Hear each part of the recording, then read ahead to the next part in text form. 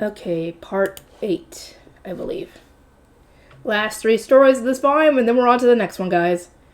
Resolve at the Interduchy Tournament. Lady Liberty, I am told you received the divine protection of a subordinate god. Of all the third years who participated in the dedication ritual, you are the only one who achieved this. Congratulations. I thank you. Blunfa, the goddess of sprouts, deemed me worthy. I hope to continue praying before my graduation and obtain more divine protections as well. As a result of praying to Blunfa, the goddess of sprouts, and Lebesgelf, the goddess of binding, until right before my final exams, I had managed to obtain Blunfa's divine protection. My aim was to obtain Lebesgelf's as well after my graduation, since there was going to be a repeat of the protections ritual. After I joyfully reported my situation to Lady Miriella and did more to support Ehrenfest's joint research with Dunkelfelger, she was able to lend me the new volume of Royal Academy Love Stories. This truly is Blunfa's guidance. I delved straight into the new volume, having told my older sister it was essential reading for Ehrenfest's joint research. The duchy's reputation was soaring now that it had demonstrated it could get the royal family involved in research among students. Ob Josbrunner had advised us to cooperate with Ehrenfest while we still could, so I was putting my absolute all into our collaboration with them. Just as Lady Miriella had said, this new volume contained the most wonderful scene. In the Goddess of Time's gazebo, the god of darkness spread his cape to shield the goddess of light. If a man ever did something like that for me, I would end up so embarrassed that I might just run away. Lady Miriella, I am here to see your presentation. It was the start of the Interduchy Tournament, and my first course of action was to see what Ehrenfest had discovered through its research. Our initial plan had been for Ob Josbrunner to greet Ob Ehrenfest so that he could express our thanks for the divine protection and strengthen the bond between our duchies. But then we saw the platoon of blue capes marching toward him and realized we were out of our depth. Yeah, best to wait. My older sister had slumped her shoulders and suggested that we check again toward the end of the morning, so here I was viewing the other duchy's research as an apprentice art scholar. Good day, Lady Lordy. Please have a look. This part of the presentation covers the same information that Dunkelfelger has on display. While this here is Ehrenfest's original research into the dedication ritual. The names of the duchies and students who participated are listed over here. Wait, I'm mentioned in the same breath as members of the royal family? These new graphs they were using were surprising enough, but seeing my name mentioned alongside the royal family, such an honor was surely unprecedented in Josbrunner's long history. Is it truly that surprising? Lady Muriel asked with a giggle. Lady Rosamund made it clear the participants would receive a mention, did she not? All of a sudden, Lady Muriel gasped. Her eyes were locked on something behind me, so I instinctively turned around. Approaching was Lady Detlinde of Arensbach, and with her was a man wearing an Ehrenfest cape. Ferdinand! He had an attractive face and resembled the man who had appeared out of nowhere during last year's awards ceremony and defeated a Tschnürsperfallen. Who's that man with Lady Detlinde? I asked. I am sure I have seen him before, but I do not know his name. That is Lord Ferdinand, Ob Ehrenfest's paternal half-brother. He served as Lady Rosamund's guardian, helped her adjust to noble society after she was raised in the temple, then moved to Arensbach at the end of autumn when his engagement to Lady Detlinde was decided.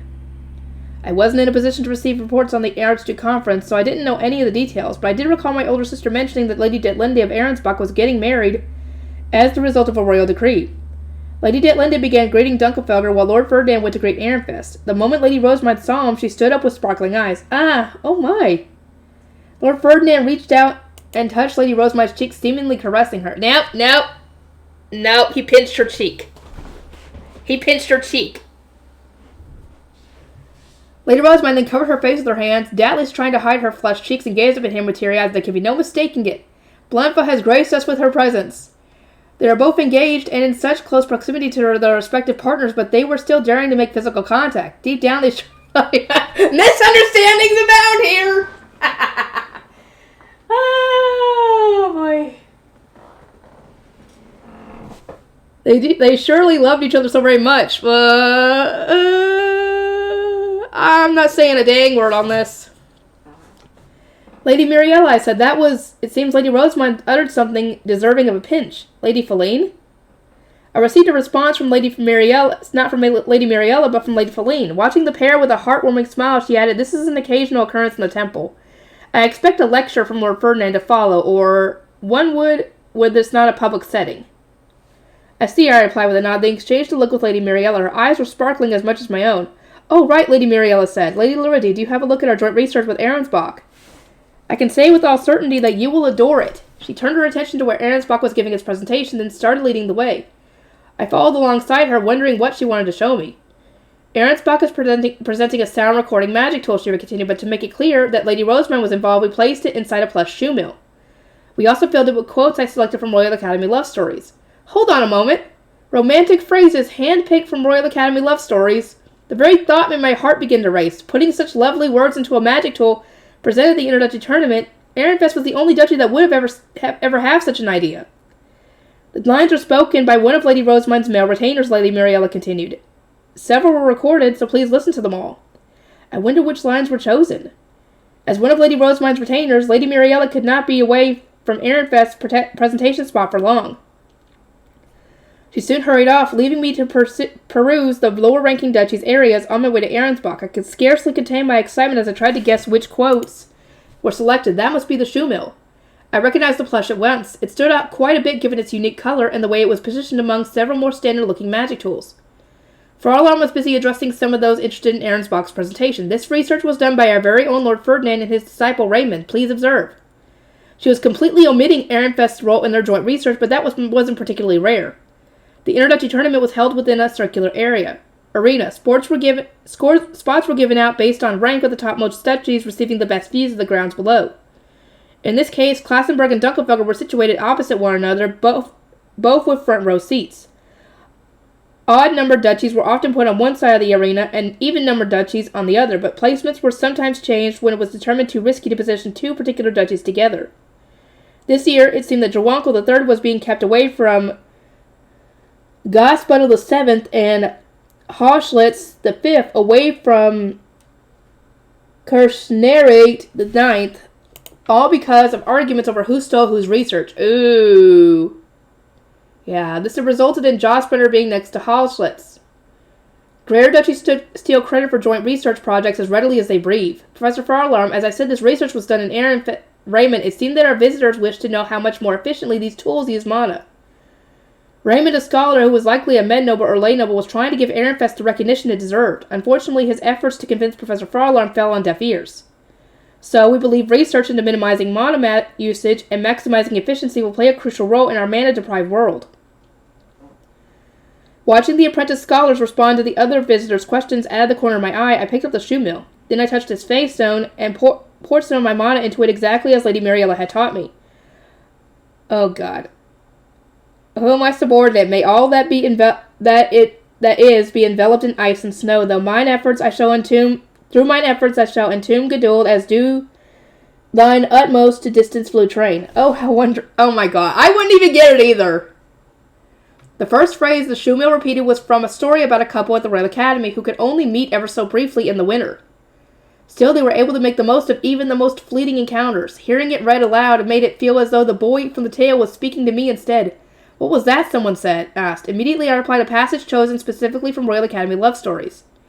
Hearing it spoken by a man provides such a unique experience compared to simply reading the book.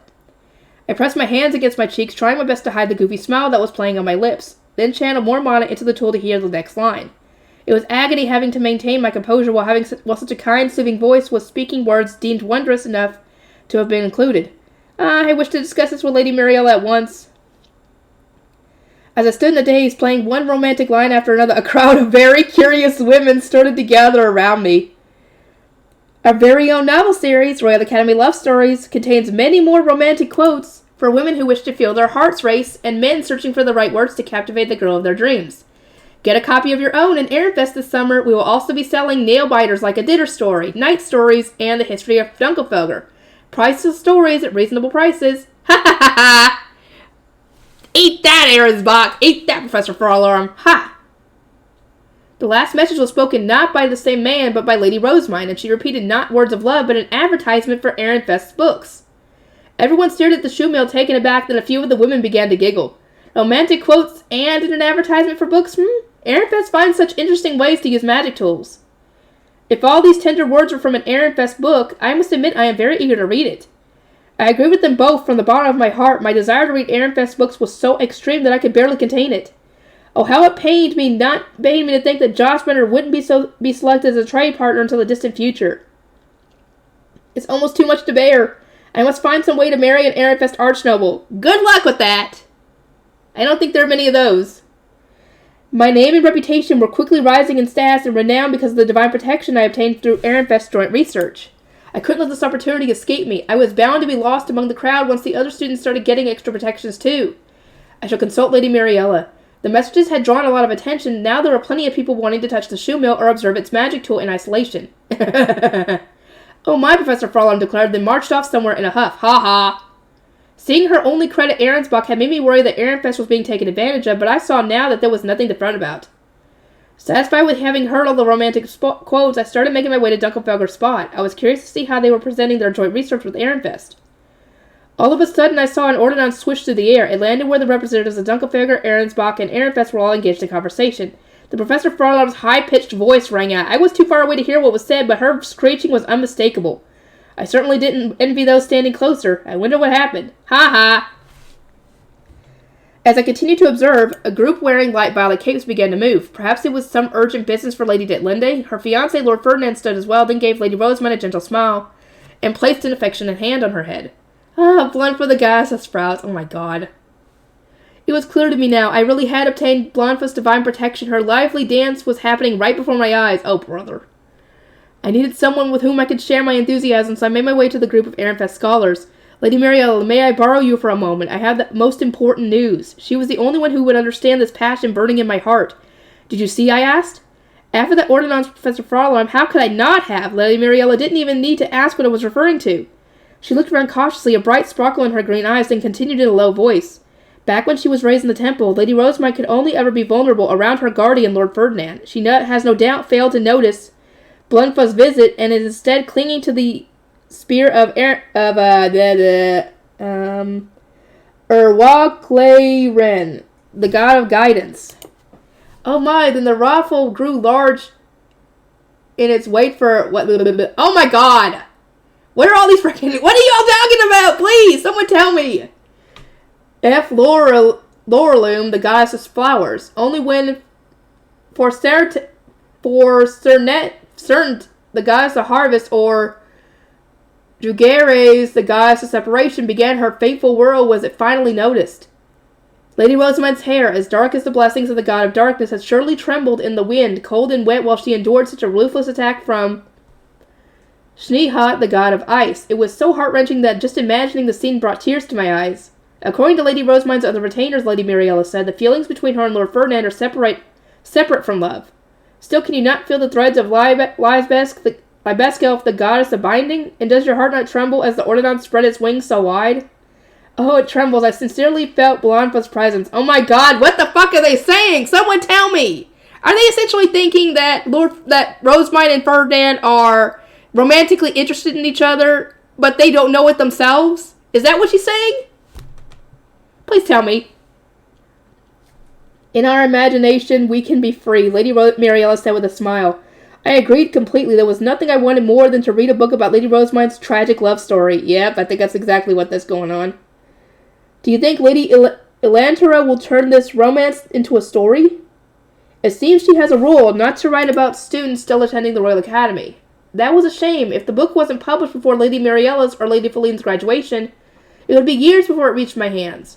You know, Lady Luridee, perhaps you could try writing it yourself. You are not aware of our duchy's internal politics or the situation in our dormitory, and you will surely be able to fill in the gaps with the most wonderful imaginative details. Being able to take more creative liberties will also make it harder to tell whom the story is actually based on, which should make it safe to distribute while the students are still attending. Plus, once it has been released, we could give it you Ehrenfest books in lieu of payment.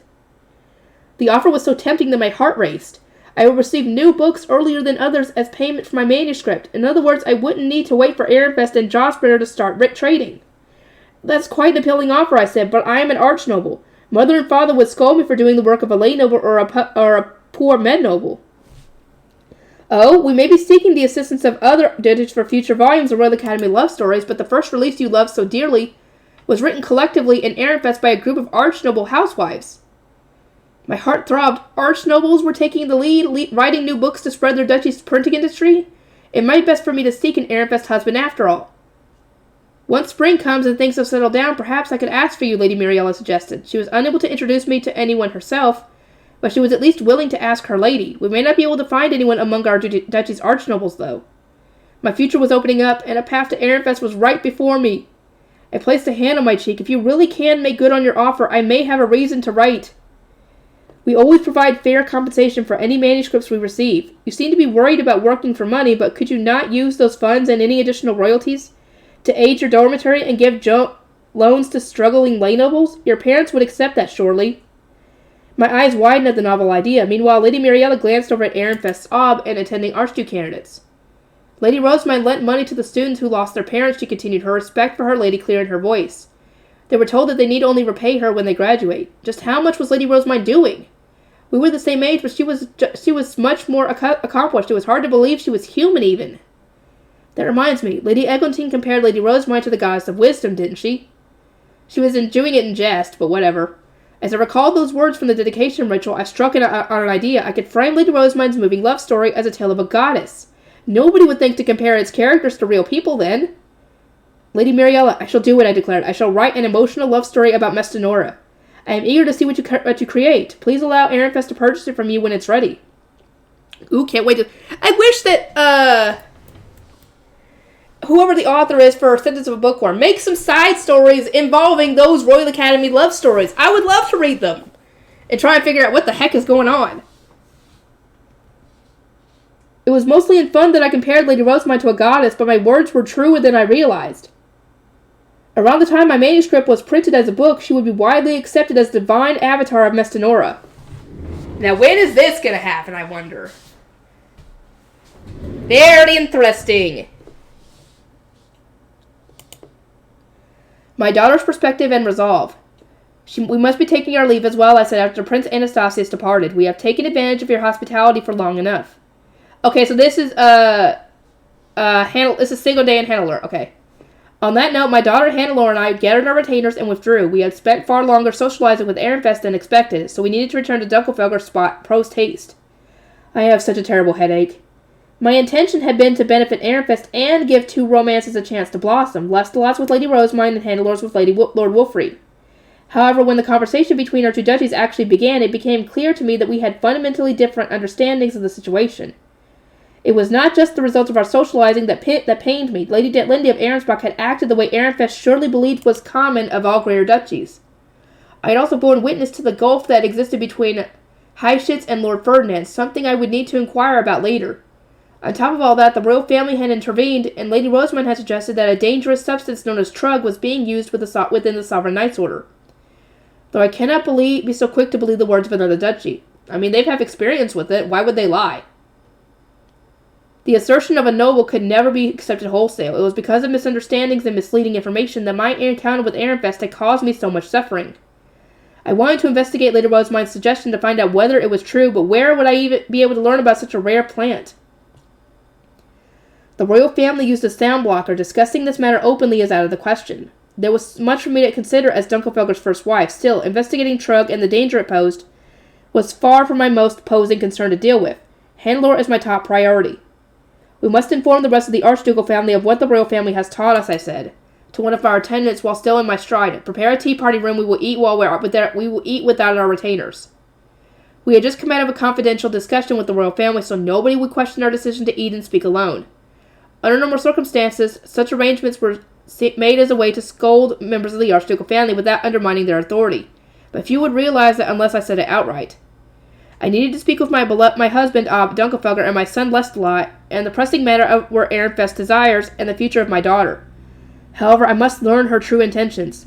Hannelore, I intoned, we should take a moment to organize what we just learned. There were no scholars present within the sound blocker to record what was said. It was a reasonable enough excuse for a private conversation that none of our retainers would get suspicious, and with that, I presented my daughter with a sound-blocking magic tool. Hannelore must not have suspected anything either because she accepted the tool without hesitation. We do not have much time before we reach our duchy spot, I said, but I wish to hear your thoughts while Lestelot is not around to interrupt you. His reports from the dormitory were written very heavily in his favor, it seems. Hannelore nodded, her expression a complex mixture of enthusiasm and trepidation. She wanted to voice her opinion, but was also reluctant. The confidence she had shown during our conversation with Ehrenfest was nowhere to be seen. I turned my attention to the various presentations, being done by apprentice scholars from lesser or middle duchies. Allowing my eyes to wander would make our conversation seem less intense. To begin with, I said, why was it that Raffen mistook what was very clearly bride stealing dinner for bride taking dinner? because Lestalot wrote it as bride taking dinner. Because if they had known that it was bride stealing dinner, apparently, Raffen and the others would not have agreed to it because that's essentially kidnapping. From what someone told me in the comments, anyway. The two variations were worlds apart. Bride taking dinner occurred when a couple who wished to marry could not obtain approval from one or both parents. Bride stealing dinner took place when someone attempted to break apart another couple and marry the bride to be against her will. Raffen had described the game between our duchy and Ehrenfest as the former, and a contract reinforcing that notion had arrived from the royal family, or royal academy. That had naturally led me to assume that Lestalot's feelings for Rosemine were reciprocated. Raffen would never have permitted a game of bride stealing dinner, I continued, not when Lestalot was trying to claim an Archduke candidate from another duchy whose engagement has already received the king's approval. I expect he believed that Lady Rosemine was soft on Lestalot in turn and was offering them a way to be together. Dinner matches to secure someone's hand in marriage were supposed to be resolved privately between the relevant families, not at the Royal Academy. It seemed reasonable to assume that Lestalot had deceived everyone so that the game could be played outside the reach of Dunkelfelger's adults. So why did you not correct Raffen's misunderstanding, I asked Handler. If she had informed us of what was going on, we would have grown suspicious and interrogated our son. At the very least, I would not have entered a conversation with Ehrenfest under the assumption that Lady Rosemine wished to marry into our duchy. I did not know about Professor Raffen's misconception either. Lestalot went to great lengths to keep me away while the preparations were being made. It did not even occur to me that his feelings for Lady Rosemine were an act. Not until the game concluded. It was only when Prince Anastasius arrived to capture the intruding sovereign knights that Handler realized everyone had seen the game as bride taking dinner. That boy of mine. So, I concluded, Lestalot was deliberately ambiguous when explaining the situation to Raffen and others. He also used our duchy status to strong-arm other students. To make matters worse, he had actively excluded his little sister instead of depending on her help. Just what had he been thinking? Not really thinking much, not thinking of the consequences anyway. Keeping her at arm's length and gambling her hand in marriage without her permission were contemptuous things to do so to his own flesh and blood. I understand now, I said. In his desperation for the dinner game to occur, Lestalot neglected a great many things. Speaking of which, how did Ehrenfest not realize they were signing a contract? I sighed. It made sense that someone born and raised in Dunkelfelger would find the situation confusing. Dinner contracts are so commonplace back home that we can recognize them at a glance, I said, but the same cannot be said for other duchies. From there, I continued my explanation. Bride-taking dinner, in particular, was done privately between the families involved, and in the majority of cases, wooden boards were used for the contracts. These contracts did not abide by any strict formatting rules. The only requirements to make them official were the representative signatures and an outline of the conditions of the game. If any disputes arose after the match, the families would only need a third party to consult the conditions as they were written. However, I said, these customs do not apply to those of other duchies. The contract would have sufficed if all parties were in agreement. But Ehrenfest did not know what it was signing. The blame lies with us for not explaining things properly. It was hard to say why Lestalot had acted in such a manner. Perhaps he had thought his approach would suffice since there was no standard contracts for bride-taking dinner. Perhaps he had expected Ehrenfest to be more familiar with our duchy's culture, or perhaps he had another reason entirely. I would need to ask to be sure. How did they request funds from their home duchy then, Handler asked. How indeed, I am not that well informed on the bureaucratic process of other duchies. Like my daughter, I was born in Dunkelfelger, which made my being its first wife somewhat unusual. It would have been more ordinary for the Archduke to take a first wife from another duchy, while I served as a second wife. But the Civil War had occurred while he was still searching. The previous Ab had not wanted to risk his son's marriage, dragging Dunkelfelger onto one side or the other, so he had forbidden my husband from taking a wife from another duchy until the next event was chosen.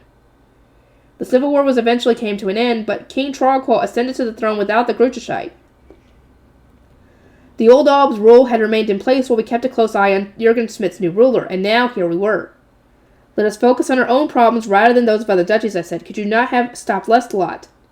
She shook her head. Even if I had known about Professor Raffen's misunderstanding and the confusion over the dinner contract well in advance, I would not have been able to do anything. Lestalot rebuked me even in the tea party room, and everyone in the dormitory was beside themselves with excitement. Nobody would have listened to me.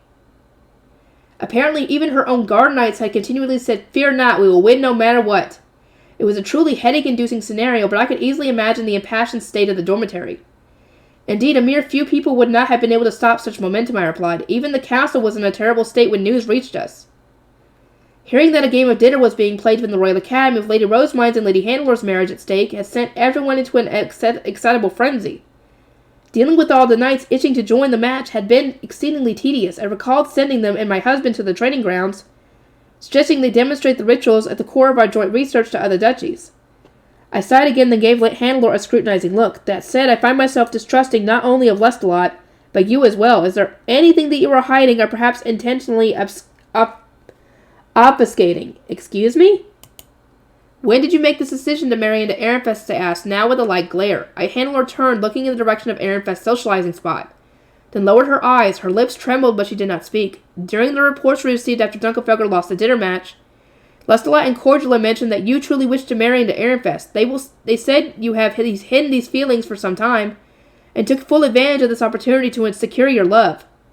As a result, everyone considered the match to have been the result of two romances, one between Lestalot and Lady Rosemine, and the other between Hannelore and Lord Wolfried. Of course, Robin's claim that it was bride taking dinner had contributed to no small degree.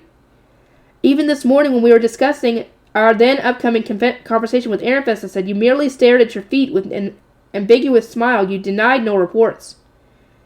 At the time, I had assumed she was feeling guilty about having made her brother and duchy taste defeat. But that explanation did not mesh with what Lady Rosemine had said. After the dinner match was initially thrust upon her, she had apparently maintained that when Ehrenfest proved victorious, she would allow Hannelore to marry with whomever she pleased. Yes, the condition had been arranged under the privacy of a sound blocker, but it still meant that my daughter had not been guaranteed to move to Ehrenfest. I continued, could it be that you had no intention of marrying into Ehrenfest when Lady Rosemine first suggested that condition? If so, when did you fall for Lord Wolfried and decide to go with him, even at the cost of making us lose the game? Unlike during the prior negotiation, Hannelore gazed downward and quietly said, it was during the match, when Lord Wolfried offered me his hand. Come again? He feared that I was in danger and sought only to save me. I could tell that he cared about me, and I wished to be with him. That was when I decided to move to Ehrenfest. Hearing about her sudden change of heart made my head spin. I never would have guessed that she had fallen for the enemy midway through the game. It seemed that love really could bloom on the battlefield. Still, she would entrust herself to that momentary impulse and put her entire future at risk. She could very well be deemed a failure of an archducal family member. Bride-taking and bride-stealing dinner required entirely different strategies, and understandably so. In the former, the treasure was to be captured, but in the latter, she naturally did not. Hannelore had turned that on its head while the game was already ongoing. So, in other words, the feelings might not even be mutual, I asked. That is correct. However, Lord Wolfried accepted the conditions when he signed the contract, so I do not believe he dislikes me. I even think he would accept the marriage. As a possibility, because he still is kind of a numpty when it comes to romance. The contract certainly had the boy's signature. He had even written that he was going to be the next Ob. It was also hard to imagine Ehrenfest not wanting to obtain an archduke candidate from a greater duchy. What a great blunder you made, Lord Wolfried. Even with Lestalot being so forceful, only an insane person would sign a contract that did not agree with and know that they were going to be the next archduke. It was unbelievably irresponsible. Why did you stop negotiating with Lady Rosemine in that horrible state, I asked. She promised that she would allow you to marry whomever you wished, did she not? If you had made your feelings clear to her, I'm sure she would have done everything in her power to assist you. Lady Rosemine had already shown that she wasn't afraid to use dinner to her advantage. That, coupled with the promise she had made to my daughter, made it extremely likely that she would have helped Hannelore marry Lord Wolfried. Furthermore, I said, Lord Wolfried must have had romantic intentions when he reached out to you. You could have managed depending on how you approached the conversation. You could have used his decision to sign as the next Ob and— Stop it, Mother, Hannelore sharply interrupted. As I said, I do not wish to burden Ehrenfest any more than I already have. Our duchy has caused enough problems for it and Lady Rosemine. Yes, there was mention of Heischitz having created some unnecessary trouble for Lord Ferdinand and Ehrenfest, I said, reminding myself to interrogate Heischitz about it later. Hannelore shook her head. It was more than just him. The reports you received were reductive and missing many details. Father and Lestalot always tell me to keep quiet, since the matters have been resolved and Ehrenfest is not suffering for them, but— Hannelore went on to explain the recent history between our two duchies. She added the truths that had been left out when the reports were indirectly relayed to me. The relationship between Ehrenfest and Dunkelfelder began when I was a first year. In an attempt to steal ownership of the library's magic tools from Lady Rosemine, Lestalot led a group of students from various duchies and threatened her with the authority of a greater duchy. I did not see it with my own eyes, but I still remember how the blood drained from my face when Cordula told me what happened. I already knew that a game of dinner was played over the royal heirlooms, but the fact that Lestalot's tyrannical behavior had started it all was heavily abridged in that report. I am impressed that Lady Rosemine was still willing to be your friend, I remarked. She continued, in our second year, Lady Rosamund was troubled more by father than by Lestalot. During that year's introductory tournament, my husband had apparently used the translation of our Duchy's history book as an excuse to force another game of dinner. Hycius had been defeated, and Ehrenfest had not lost anything in the end, so the details that had reached me were once again heavily abbreviated. Ehrenfest had come across as very assertive during the following Archduke conference when negotiating the publishing rights, and it seemed that our own Ob was to blame. Is it in our blood to be deceptive when reporting details that might inconvenience us? As for this year's dinner game, Hannelore said, that was again prompted by Lestalot. He invited Lord Wolfric during a tea party, said that Lady Rosamund is too great for Ehrenfest to hold, and threatened to pressure even Ob Ehrenfest himself. From my daughter's perspective, Lestalot had told Lady Rosamund the benefits of coming to Dunkelfelger and then asked her to become his first wife. At the very least, he had not made any romantic proposals or given her a face stone. She continued, on a related note, I do not know how Professor Roffin came to believe that Ehrenfest and Lady Rosamund loved dinner. To my knowledge, they have never once sought a match. Rather, they are always searching for ways to avoid them. I only realized this after our discussion just now, but I am sure that Lady Rosamund only sees the game as a means to silence Dunkelfelger and have us accept her demands. At the very least, she does not consider it divine as Lestalot and the others do. Put like that, Dunkelfelger had been anything but kind to Ehrenfest. It made complete sense that Lady Rosamund had felt compelled to say, be silent as losers should be. That was still rude! That was still so freaking rude! Even if you were saying to Lestalot, that would have been even better, though. We have troubled them this much already, Hannelore said, although also I do not wish to be yet another Greater Duchy's Archduke candidate who forces a marriage, is reduced to the rank of an archnoble, and spends her life in misery. There were many reasons to worry about a minor, inexperienced duchy like Ehrenfest taking in an Archduke candidate from a Greater Duchy. As such, Hanneleore's decision to cast the opportunity aside should have come as a relief. Now, however, Ehrenfest's joint research had made dinner appear even more divine than the country at large. Hannelore had also chosen to leave her base, rather than being dragged away by her opponents. She had joined them for the sake of more personal objectives. It was like a slap in the face for the knights who had fought with her, though Ehrenfest did not consider it a betrayal. I recalled what Lady Rosamund had said, that the onus was on Hannelore's guard knights for abandoning their charge, and shook my head. I could never view joining the enemy and leaving those fighting for your sake as normal. How would Ehrenfest have reacted if Lady Rosamund had taken Lestalot's hand, forsaking the safety of her shield, after her guard knights were blown away? Would that not have been considered a betrayal, especially if she had never before expressed any feelings for her captor? Or would the blame have fallen on her knights, whose only fault had been drawing their weapons to protect their lady?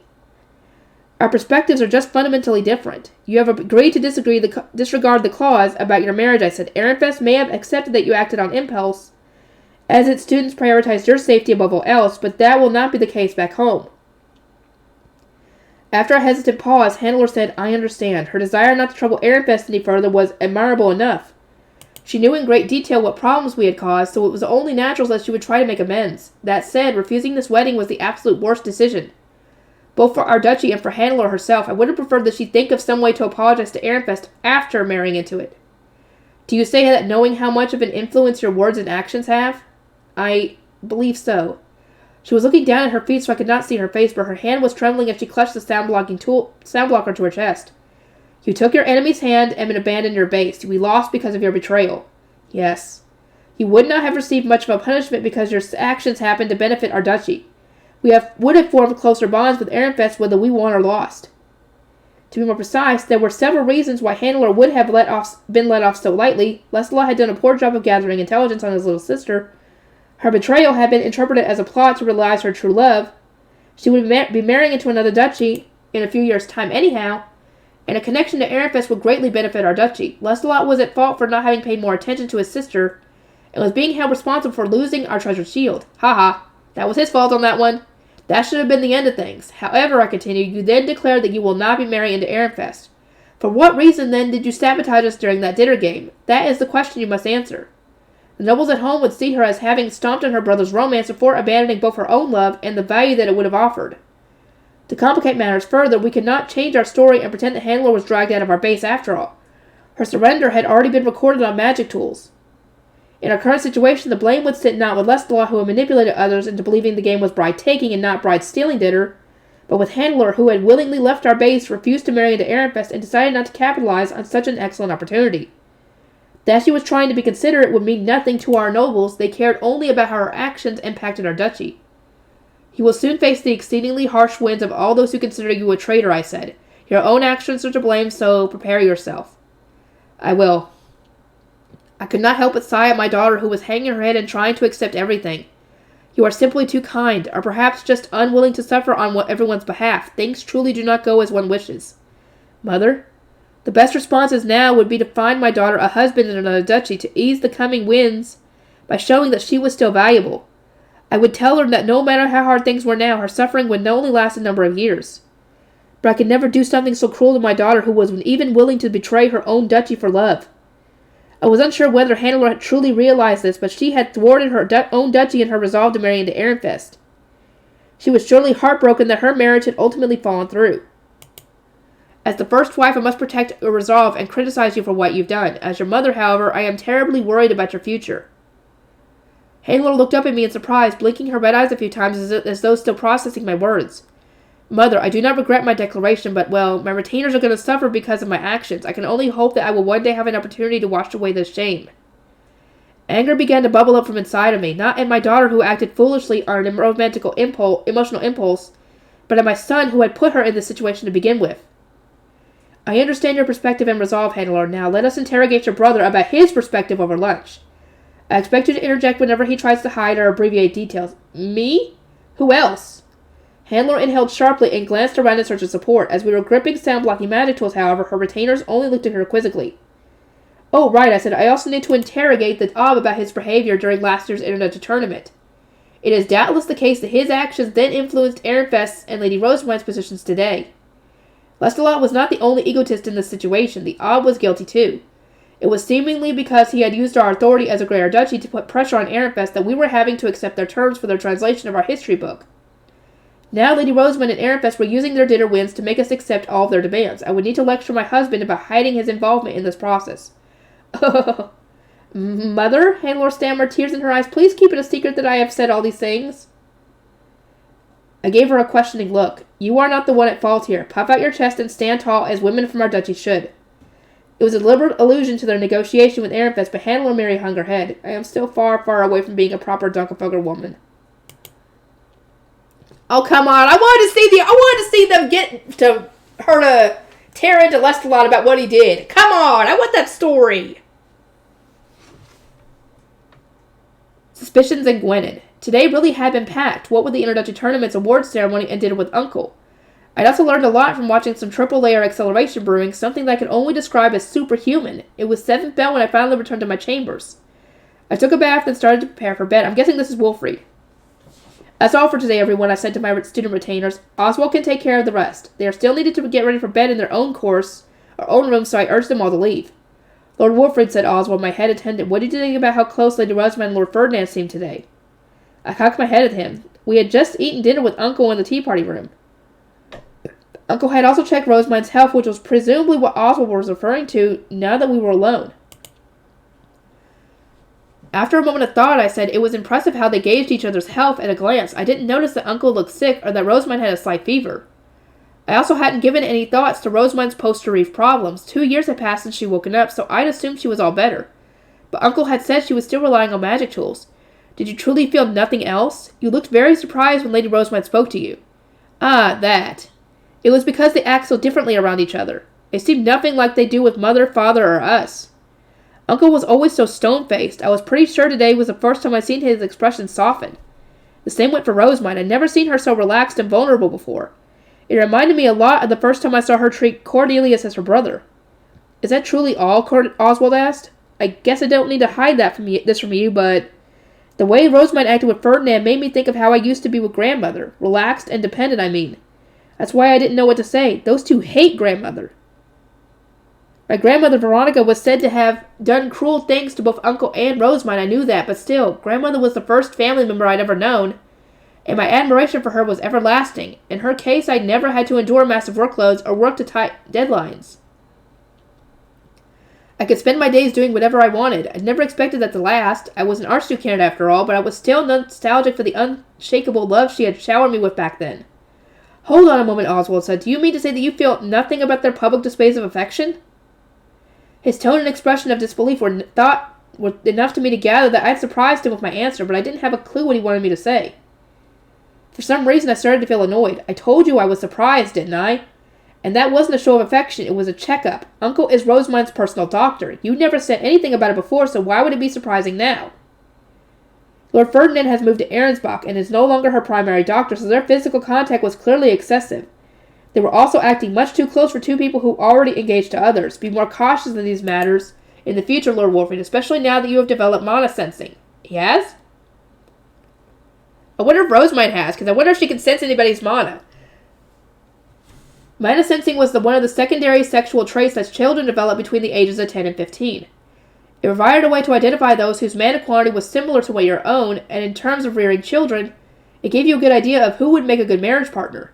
My mana sensing had developed this winter after my return to the Royal Academy. I was used to it now, but I remembered how anxious I had been when I first started to feel other students' mana.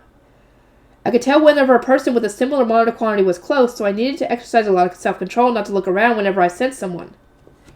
You remember that Rosemine hasn't developed it yet, right? I asked. What am I supposed to feel for someone whose mana I can't sense at all? Because she has a ton more than you, dude! Do you not realize that? You can't sense it because it's either she has more than you or she has less than you. She has more than you. I think you kind of realize that by now.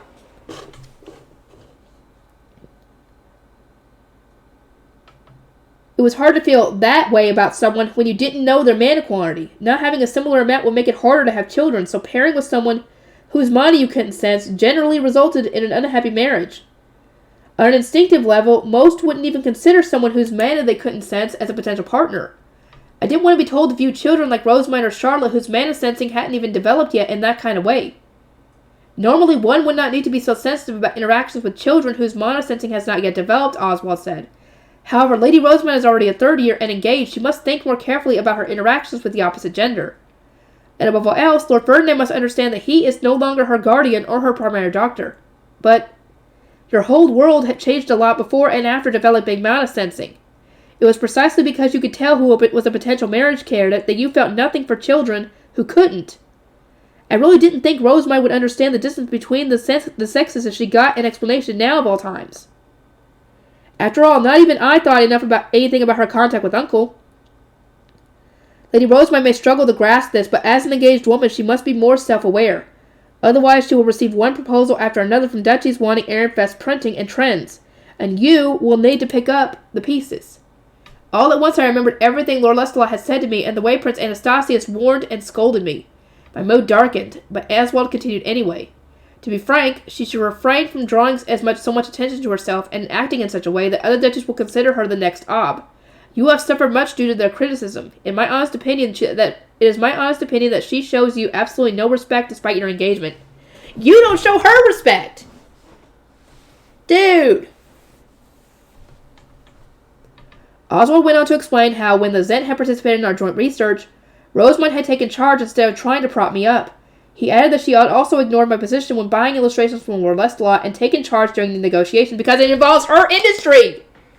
She knows it better than he does. If he had known more than she did, then she would have let him take the reins. But no, this is her industry, her baby, more or less. And we can't just let him pick the illustrations when they might not even be able to make the illustrations into the printing process, because they have to make the pictures in a certain way to get them in the books. And if they can't use the pictures good enough or they don't come out right, then that is Wilfrid's fault for picking those pictures in the first place. Then, to conclude, he said that she should have let me represent Ehrenfest when our joint research with Dunkelfelder received an award. I'm not sure about all that, I said. Rosemine knows more about the printing industry than I do, see? And she started that joint research to begin with. There was no place for me on that stage. Rosemine had tried to give me the credit, but I naturally refused. It just wasn't right. She was incredible, and if I wanted to be incredible too, it only made sense that I would need to work for it. You were the next Overlord, Wilfrid, which makes you your duchy's representative. As your sibling and your future wife, respectively, Lady Charlotte and Lady Rosemine have a duty to offer you their successes. No, they do not! They do not! That is not their job. If they do something good, that is on them, not on Lord Wilfrid. He should make his own accomplishments. And even Florencia agreed with this. In that, I think it was the prologue where she talked to Charlotte and we found out about all this. Lady Rosemine chose not to support you, so we must assume that she wants to rule Ehrenfest herself. He was acting like my decision to turn down Lady Rosemine's offer was a mistake, and that made me mad. It was like he was saying I wasn't good enough to be an Ob of my own. That I could only manage by stealing the achievements of my little sisters. Right! Thank you! He's not okay with that! Lord Lestalot and Prince Anastasius had already hurt my pride, and now Oswald was doing the same. Stop, you're my head attendant. Don't make me feel even worse. To be honest, Lord Wolfried, I am concerned about Lady Rosemine's status as her father's adopted daughter. I expect he might see the purge as an opportunity to make her the next Ob instead. The Lies Gang certainly will. I strongly suggest you approach Ob Arenfest and say that while your engagement to Lady Rosemine should remain, he should disown her so that she returns to being an archnoble. That's ridiculous, I said. We're not going to disown her, and she's not going to be the next Ob either. Some time ago, Rosemine had outright told Guy Blaskin that she had no intention of becoming the next Ob. She had said the same thing to Lord Lestalot. It boggled the mind that someone would still doubt her enough to want her removed from the Archducal family entirely. In the first place, I continued, Rosemine is too sickly to rule. Father, I am told that Lord Ferdinand's medicine improved her health. You must also realize that people's feelings and situations change over time. What brought all this on? I asked Oswald, glaring at him. He was being too persistent about doubting Rosemine. The purge. Through it, many of the nobles in supporting you and the current Ob were arrested. Even those who had committed only the slightest of crimes were challenged. It is hard to believe that Ob Arenfest truly desired this. I expect that Lasgang nobles pressured him into. Now he was criticizing Father too? That really ticked me off. That purge had been necessary for getting rid of all the dangerous nobles hiding in Arenfest. You should know, Oswald. You should know how hard that choice was for him. Feelings of defiance were surging through me, and my urge to shoot Oswald down just kept getting bigger. But at the same time, I didn't know how to change his mind or how even convey how angry I was feeling. I don't want to hear another word from you, I snapped. I'm going to sleep. Thank you, Wilfred. You're actually standing up for things on this. Dear God. The next day, I got ready for the coming-of-age and graduation ceremonies. A weird magic circle appeared during this whirling in the morning, and alleged Rosemine received an ordinance from the royal family summoning her to a meeting. The afternoon brought even more surprises, with the High Bishop making a bombshell declaration that Lady Detlinde was a Zent candidate. Not even really. And the unprecedented graduation ceremony ended in chaos. Lord Wolfried, Isidore said upon our return, you have letters of invitation. How will you respond to them? Now? So soon after the ceremony? That seems suspicious. Socializing season and now the graduation ceremony were over and done with. Everyone was either already home or preparing to leave, so it was very unusual to have received one invitation, let alone several. Isidore showed me the letters. These ones are from the lesser and middle duchies that intruded upon our dinner game and are now seeking amends. Then he showed me one more. And this is an invitation to Gwenin from Lord Ortwin of Derwonkel. Those who had interrupted our match at the urging of sovereign knights hadn't been punished by the Zent, but that didn't mean they had been forgiven by the students of Dunkelfelder, where dinner was sacred. The lesser and middle duchies had apparently tried to apologize to them during the interduchy tournament, only to be sent away before they could say anything. We are evidently their next port of call. Did we have a lot of visitors during the interduchy tournament? I mused aloud. Those duchies didn't have time to speak with Father after Dunkelfelder refused them, and this is their last chance before the Archduke Conference. Unfortunately for them, Father had already returned to Arenfest. Mother still wasn't feeling well, so they had departed together straight after the graduation ceremony. That was probably why the invitations had come to me. I was the next Archduke after all, but it wasn't my place to handle these kind of diplomatic matters. Turn them all down, I said. We have nothing to say to them without Father here. Now what's that invitation from Ortwin about? We were so happy with this year's short research that we didn't have much time to socialize. Let's play one last game to send the year off. It was an exciting offer, but Oswald grimaced when he read it. Do you intend to accept, he asked me. For him to have sent this invitation now, and at such short notice, he must have some ulterior motive. I expect nothing but trouble. You're always telling me never to refuse invitations from top-ranking duchies, are you? I retorted, Rosemine gets to have tea parties with Lady Hannelore. It should be fine for me to meet with Ortwin. Rosemine had received an invitation to exchange some books and illustrations discussed during the interduchy tournament. Father had approved their meeting before he left, so it wasn't like socializing was forbidden right now. I understood not to do anything that would impact interduchy relations while he was gone, but surely some Gwenin with a friend was acceptable. But Lord Wolfried, I said I'm going. Last night had really strained my relationship with Oswald. Considering that what's going on with what they think is going on with Oswald right now, he's trying to still act like it's Lady Veronica in charge and all that stuff. Yeah, best to get him out of there. I didn't want to listen to his annoying lectures, and it was hard not to think he was looking down on me when he was being so overprotective. It all made me feel so defiant. Even now I was being unnecessarily argumentative with him. I hated acting like a child throwing a tantrum, but something about him just didn't sit right with me. Oswald, Lord Warfrey would do with some time to unwind, interjected Bartold, and an apprentice scholar, formerly of the former Veronica faction, who had given me his name. He is going to be in a very difficult position when he returns to Ehrenfest. Do permit him this opportunity to play with his friend. Oswald gave a resigned nod and stood down. I definitely felt more stubborn when Oswald and I were facing each other down, so it was a relief to have Bartold arbitrating. He had given me his name and showed me nothing but dedication, which gave me a lot of confidence. Nobody served me with more care and consideration. On the same day that Rosamund went to her tea party with Lady Hannelore, I made my way to Jawankel's tea party room. Ortwin greeted me when I arrived. Hey, Wilfred, I'm glad you can make it on such short notice. We didn't get to play much Gwenin this year, so I'm glad we have this chance. As I spoke, I noticed that I could barely feel Ortwin's mana. He definitely had more than me, especially when you took our grades and the judges' rankings into consideration. I was suddenly more motivated to compress my mana and catch up to him, and also a little bit proud that I could sense the mana of a Greater Duchy Archduke candidate to begin with. Here you are, he said, offering me a seat. I sat down and we exchanged Gwenin pieces to make sure they didn't contain any leftover mana. There was no issue to speak of, so we returned them to one another and each started setting up our side of the board. Ortwin instructed an attendant to prepare drinks and to activate an area affecting sound blockers so that our retainers couldn't be able to hear us. So, he said, now that you can sense people's mana, are you going to start preparing an engagement face stone? You don't yet have one for Lady Rosamund, right?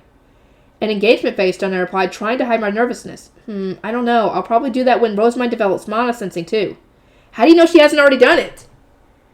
She probably has. She just can't sense anybody because she has so freaking much. Because you can't sense anybody who has less mana than you, so most everybody in the Royal Academy she can't sense. Which sucks.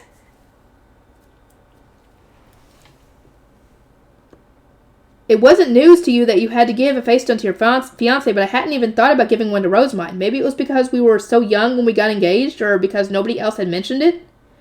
And that hair ornament was to tide her over. It sparkled brilliantly even during whirling practice, huh? Yeah, that's the idea. I was even more nervous now. To me, Lady Rosamund's rainbow face stones were just a hair ornament from Uncle, but to everyone else they were a placeholder. In other words, my engagement face stone had to be even better. Hold on, I need to compete with Uncle's charm? A shiver ran down my spine as I pictured the omni-elemental rainbow face stones and the protective magic circles they contained. I touched the charm on my wrist. It was from Uncle, too. Having it on had given me courage before, but now it felt more like a burden. I was overcome with an urge to remove it and then get Rosamund to remove hers, too, and it was then that I remembered what Oswald had said to me. Lord Ferdinand has moved to Arensbach and is no longer her primary doctor. Be more cautious of these matters in the future, Lord Wolfried, especially now that you've developed mana sensing. I see. I really should have been paying more attention to these things. Instead, I simply indulged in nostalgia and acted surprised when I saw how comfortable Uncle and Rosamund were with one another. I shouldn't have assumed it was okay for them to act so close just because they hadn't seen each other in so long. Wolfried, what did Lady Rosamund say? Oswald Ortwin asked, snapping me back to reality. I couldn't just sit in a daze. We were partway through a game. I hurriedly moved a spear piece and said, what about Rosamund? The royal family summoned her to be questioned during the graduation ceremony. Did they? I took a sharp breath and frowned, not having expected our conversation to take such a turn. It was true that Rosamund had gone to a royal villa to answer Lady Eglinton's questions, but I wasn't supposed to mention that to anyone. Our archducal family had spread the word that she had simply fallen ill again. Why do you... Lady Adolphine. I'd worked out the answer to my question before it even passed my lips. Ortwin's older sister, Lady Adolphine, had attended this year's introductory tournament and graduation ceremony as the fiancée of royalty. She had presumably been there at lunch when the Sovereign High Bishop made his announcement, and it was decided that Lady Eglantine would check with Rosamund. That's right, Ortwin said, but she was sent back to our dormitory when the ceremony ended, so she didn't hear the report that came after. Oh, that's why he invited me for Gwenin. I said, now regretting my decision to come here. Oswald had warned me that there would be some kind of ulterior motive. I should have listened to his advice. The details will presumably be announced during the Archduke Conference, I said. We can't wait that long. Not with the Starmite ceremony comes first. If we assume Lady Detlinde does become the next Zent, she will most likely eliminate the current royal family. What will that mean for my sister if she's married to Prince Sigiswald? Our only chances to act is now, before their wedding. Wilfrid doesn't probably even know what was going to happen. My heart stirred. Ortwin cared a lot about his family and didn't want to leave his sister in a dangerous position. He continued, Rosamund received an abrupt summons from the royal family. Either you went along as her husband-to-be, or your archduke went instead. This was no trivial matter, though, so I assume you still would have received a thorough report in the case of the latter. I mean, you're the next Ironfrost, are you not? It was Uncle who went with her. Rosamund hadn't taken me or even father, the archduke. Instead, she had gone with Uncle, who wasn't even in Ehrenfest anymore. Everyone had been glad about him accompanying her, He was reliable, so I understand why, but was it not strange to have entrusted that duty to someone now living in another duchy? Was Father's choice wrong? Or is Ortwin mistaken? My desperate struggle to figure out whom to trust brought a lump to my throat and put me in a cold sweat. I didn't know what to say, so I tried to buy time by staring at my Gwen in pieces. Conscious of my silence, Ortwin raised an eyebrow at me, his light brown eyes searching me for the truth. Were you not told anything? I heard that Ehrenfest beat Dunkelfelger at dinner, but could it be that Lady Rosamund wished to move there after all? If you stopped that from happening, I could see her not wanting to share intelligence with you. I assumed it was also information he had gotten from Lady Adolphine. He knew about our dinner game and the intruders, but he was filling in the gaps in his knowledge with too many assumptions. Rosamund wants to stay in Ehrenfest, I said with a stern look. I protected her. In that case, she must be exploiting her position as your fiancé while at the same time planning to eliminate you and become the next Ob. I took a second sharp breath. That was more or less exactly what Oswald had said. Did even those of other duchies think that Rosamund wanted to take my place? Or what, is she already set to be the next Ob? No, I exclaimed. Rosamund is sickly and adopted. She's not fit to rule. But even as the words left my mouth, I remember what Lestalot had said to me, that Rosamund was a much better candidate than I was. Ortwin blinked at me in confusion. Aren't adopted children more fit to rule than most? They've brought into the Archducal family specifically because the Ob recognizes their great potential and ability. Or is that not the case in Ehrenfest? Another gasp. I was already aware that in Drawankel the Ob adopted especially talented nobles. It was a complete meritocracy, and it wasn't rare for adopted children to become the duchy's next ruler. Their house and family would even support them in such cases. Father had said that he adopted Rosamund to make printing a duchy-wide industry, and House Lasgang was supporting that. I can't imagine she'd keep striving to come first in class if she didn't intend to be the Ehrenfest's next Ob, he continued. It must require an immense amount of effort, especially to beat all the top-ranking duchies. Rosamund had the support of the Lasgangs, and as Ortwin said, she had now come first in class 3 years in a row. She was the only one whom Uncle had told to aim so high. He hadn't even asked that of me, the Archduke's biological son. Was there some significance to that? Could it be that no one actually wants me to be the next Ob? At last I realized the full weight of what Oswald had said to me. As your siblings and your future wife, respectfully, Lady Charlotte and Lady Rosamund have a duty to offer you their successes. Lady Rosamund chose not to support you, so we must assume that she wants to rule your Ehrenfest herself. Rosamund has said to you time and time again, she does not want to be the next Ob. She doesn't have to give you her successes. That's not fair. You didn't earn them. If you want to be the next Ob, you have to be able to do this yourself. Did both Ortwin and Lord Lestalot assume Rosamund would become the next Ob simply because she was doing the right thing? The thing she should have been doing? If even Ortwin agrees, then Oswald was right to be so concerned. I was speaking with an Archduke candidate from Drawankel, a greater duchy. It was hard to imagine him being wrong about this. They are. At the very least, he was surely more correct than Father or Rosamund. As all this dawned on me, I could no longer deny that I was wrong to lose my temper with Oswald. His warnings hurt to hear, but he was putting my future first and foremost. Slowly but surely, my frustration with Oswald was turning into a strong distrust of Rosamund. Oh, come on. Rosamund is my fiancée, but she isn't devoted to me at all because it's not love! It's a political marriage! She's not into romance in the slightest, it seems. She also needs to learn to keep her distance from Uncle. Once I got back to the dormitory, I would apologize to Oswald and reopen that discussion. I needed to learn what Rosamund lacked and what I needed to keep an eye on. Ortwin, thanks to you, I realized something very important. You have? He asked, baffled. I lowered my voice and said, as thanks, I'll tell you something important. I'm not allowed to elaborate, but I know this. I heard that Lady Ditlinde isn't qualified to become the next Zent. I couldn't say anything more about anything about the magic circle, but I wanted Ortwin to know that Lady Godolphin wouldn't have any trouble marrying into the royal family. His expression softened in relief, and at last he moved to peace. Thanks, Wolfie. Now I can send my sister off without worrying. Perhaps because his guard was down, Ortwin made a minor mistake. I wasted no time exploiting it, and thanks to that, I managed to win our last game of Gwenin for the year. Oh boy, this is not good.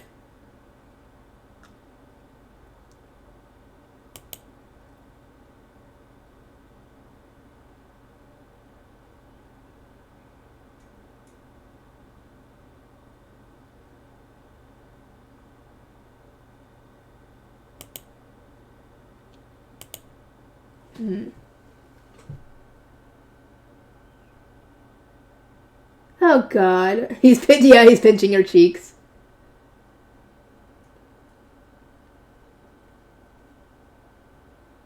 Praise me, praise me! Nope.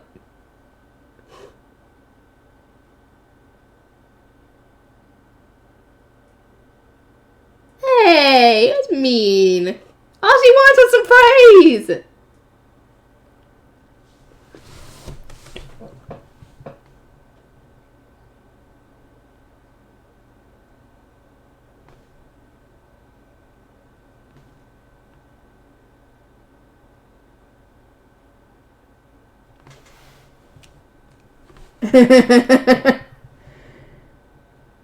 Poor Matthias. He can't even be near him when he's saying those lines.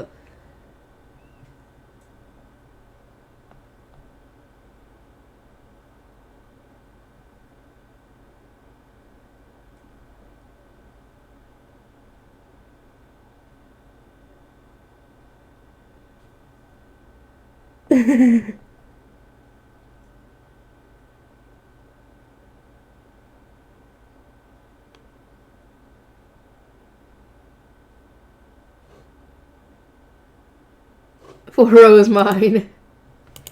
Good lord, I can't wait to see what happens in the next volume. Yeah, Rosemine, you're gonna have to deal with Wilfred being distrustful of you now. Great. Anyway, I'll see everybody in the next one.